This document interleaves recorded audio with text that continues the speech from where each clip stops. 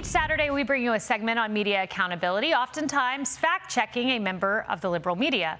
But this week, the most egregious violators of the truth are two women who followed me in the role of White House press secretary, Karine Jean-Pierre and Jen Psaki.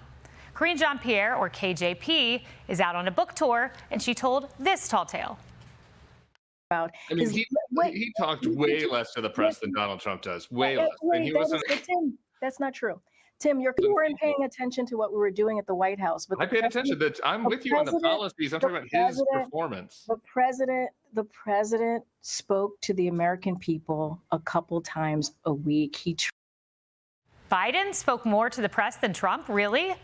Well, let's take a look at the facts from Axios, not a conservative publication. In a piece titled Biden's Media Evasion from July of 2024, you find this data. As you can see, Biden had 164 press conferences or media interviews by year 4. President Trump, 468. Trump had roughly 3 times more engagements. In fact, Axios notes, quote, Biden has engaged in fewer press conferences and media interviews than any of the last 7 presidents. KJP says that Tim Miller was not paying attention, but perhaps she was the one not paying attention. KJP then appeared to have a bad case of amnesia. This week, she assured us that she was always honest about Biden's mental acuity. We were always honest.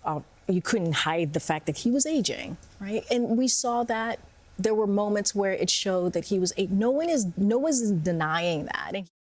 But in July of 2024, she said this. He is as sharp as ever. That moment at the podium was after Joe Biden's disastrous debate performance that we all witnessed in less than 3 weeks before he dropped out of the race. But sure, the White House was always honest. And now let's go over to her predecessor, Jen Psaki. This week, she chose to launch a bizarre and unsettling attack on Second Lady Usha Vance. J.D. Vance wants to be president more than anything else. Yeah. I always wonder what's going on in the mind of his wife. Like, are you okay? Please blink 4 times. Yes. We'll come over here. We'll save you. Did you hear what Jen Psaki just asserted? That Usha Vance needs Jen to save her from her marriage? Jen Psaki must have missed this. When JD met me, he approached our differences with curiosity and enthusiasm. He wanted to know everything about me, where I came from, what my life had been like. Although he's a meat and potatoes kind of guy, he adapted to my vegetarian diet and learned to cook food from my mother, Indian food. Before I knew it, he had become an integral part of my family, a person I could not imagine living without. You heard it from Usha. She's a happily married mother of 3. Moreover, she's a strong woman that doesn't need saving from Jen Psaki. Usha received her bachelor's degree from Yale University, her master's degree from the University of Cambridge, where she was a Gates Cambridge Scholar, and her Juris Doctor from Yale Law School.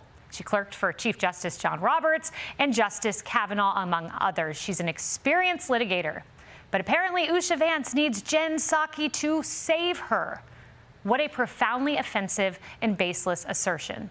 Attacking a strong woman's committed marriage. Is this the blueprint that host Jen Psaki is providing for her party? Remember, she laid out this blueprint in March of 2024.